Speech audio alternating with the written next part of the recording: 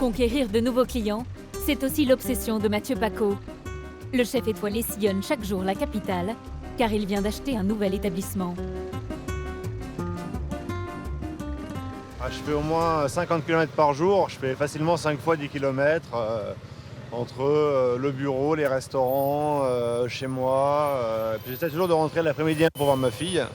Et après, je rentre rarement avant minuit, minuit et demi. C'est la dure vie de restaurateur. Une vie qui ne risque pas de ralentir. La prochaine aventure de Mathieu va se dérouler dans le quartier des Invalides. C'est ici qu'il a décidé de faire renaître une institution de la gastronomie parisienne, le Divélec. La réouverture est prévue demain matin.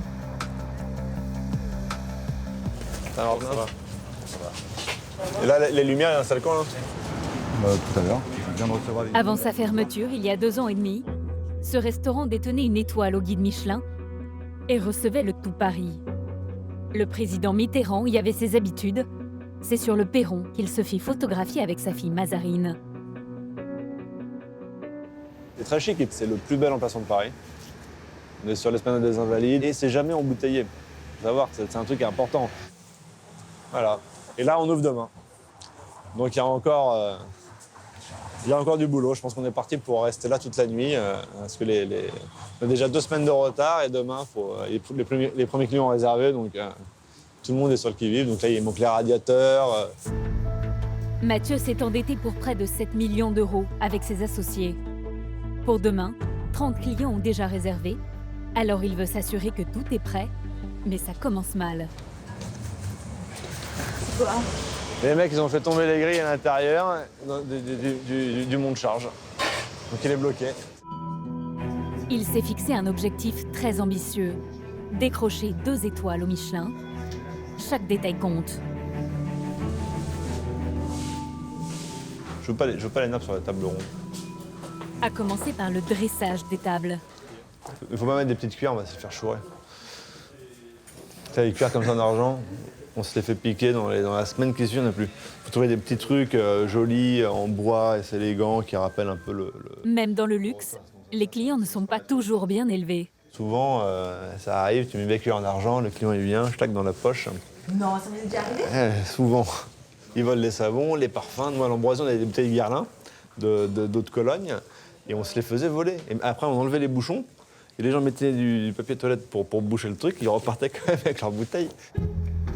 Dans la haute gastronomie, tout est important, même la présentation des menus. C'est ce qu'ils ont livré ce matin. Oui. C'est de la toile, hein.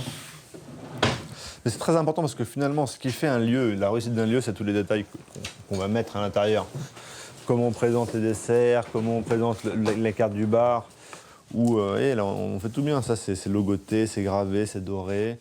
La carte, Mathieu Paco maîtrise parfaitement les codes du luxe et du raffinement. Par exemple, vous pouvez nous montrer. Et si demain vous allez chez Hermès, vous achetez un super beau pull et qu'on vous l'emballe dans un sac plastique dégueulasse,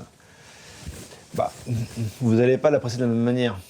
Alors que finalement, aujourd'hui, le contenant est aussi important que le contenu. C'est du marketing.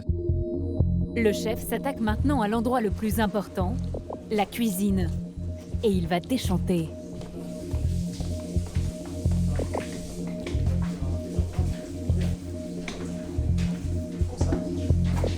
Putain, c'est n'importe quoi ça. Ça c'est qui a installé ça là? Oui. C'est n'importe quoi, attends. Les mecs, on ouvre demain, ils t'ont mis une étagère, ça fait 4 mois qu'elle est là, ils l'ont mis de travers comme ça. Les frigos, ils marchent? Non. C'est un scandale. Regarde, les tiroirs, ils frottent. Ils sont où là, les mecs de chez là? Parti manger. Ah ouais, ils ont le temps de manger. Nous, on mange pas, mais ils ont le temps de manger. La cuisine, elle n'est pas finie. Ça fait 4 mois qu'elle devrait être finie. Là, j'ai des étagères, il me manque des inox de partout, les frigos sont pas en marche. Là, j'ai aucun frigo qui marche. Je veux dire, on ouvre demain, on a de la marchandise qui arrive demain, qu'il faut réfrigérer.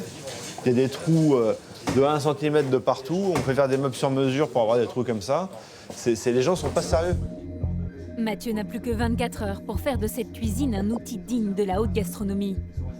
Partout, les défauts de conception sautent aux yeux. Un cuisinier ne peut pas travailler là. Avec une planche qui va jusque là. Là, les étagères, normalement, ça se suspend au plafond. Regardez, vous avez vu là? Il y a 4 poteaux sur une zone de, allez, 30 cm². Là, c'est la première fois que je vois ça. La cuisine dans un restaurant, c'est la chose qui est finie en premier. Son associé tente de le rassurer. Je suis sûr que ça va fonctionner très bien.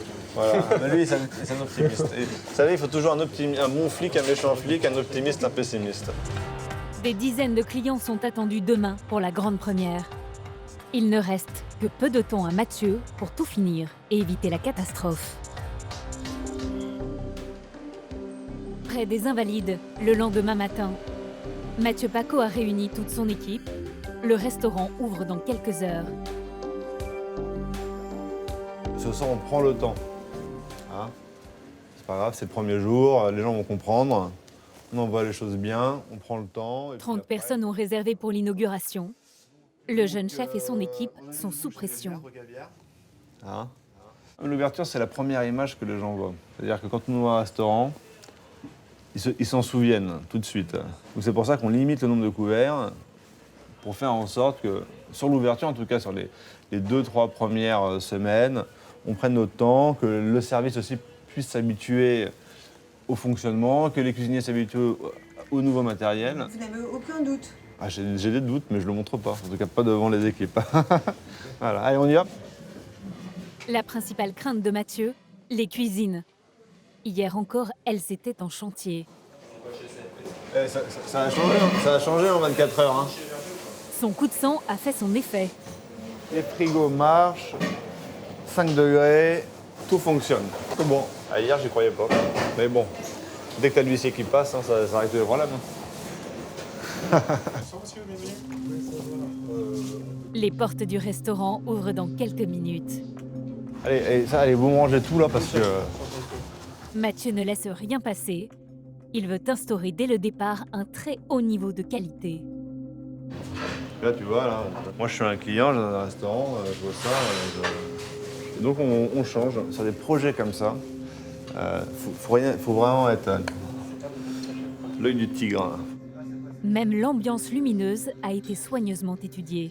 Le secret pour que ce soit un succès, c'est que le client se sente toujours beau. C'est pour ça que la lumière a son importance. Tout est étudié. Pour faciliter ce premier service, les clients vont devoir se contenter de 2 menus. On prépare une langoustine en amuse-bouche. Palourde aux agrumes, sole à l'oseille, homard au minestrone. Mais dès les premiers envois, Mathieu pointe quelques petits problèmes. Alors on n'a pas fait les sols encore. Si. Vous avez fait les sols table. Ok, fais-lui. Alors attends, non, j'ai une connerie. 2 palourdes au passe. Ouais. Ouais, 2 palourdes. J'ai l'impression qu'elle n'a pas eu que le bon n'est pas descendu. Un bon de commande n'est pas parvenu jusqu'au chef. Heureusement, en salle, les clients ne s'aperçoivent de rien. Jean-Marie et Ségolène n'ont pas voulu rater l'ouverture. Enfin, moi, je t'ai jamais vu, mais c'était très bien. Moi, je venais de petit garçon et c'était un peu triste. Alors que là, c'est gai parce que le décor était un peu passé. Mais ce premier soir fait aussi des déçus. Il y a un menu à 90, il y a un menu à 150. Donc on est dans du vrai luxe, donc c'est très bon. Mais 2 menus, ça serait pas mal qu'il y ait une carte. Il faut laisser une certaine souplesse aux clients. Effectivement, ils sont un petit peu en rodage, je pense, comme ils nous disent. Bravo, je suis vraiment content de vous voir là. Bon, goûtez. À la sortie, Mathieu tient à recueillir les impressions des clients. Bon, ça a été? Ouais, très bien. Je trouve ça joli. C'est pas mal. On a des clients difficiles, c'est ça Ça me rappelle pas l'ancien d'Yvelec quand même. Moi qui suis un monsieur âgé et qui venait souvent avant, ça a tout changé. Hein. Heureusement, ça a tout changé. Vraiment, mais c'est bien, c'est moderne. Non, c'est important parce qu'il m'a fait une réflexion sur les palourdes. Il n'y en avait pas assez. Ah oui. Ça, c'est plutôt une bonne réflexion. Donc demain, on changera, on en mettra plus. Pour cette première, Mathieu Paco n'est pas complètement satisfait. Moi, je trouve qu'on n'est pas encore là où ça devrait être. Ça va? Plus courageux que vous. Allez, à demain. Ciao. 23h, fermeture des cuisines. Mathieu remettra son tablier dès demain. Avant d'aller se coucher, le chef fera un détour vers ses 2 autres restaurants. Le prix à payer pour gagner la course aux étoiles.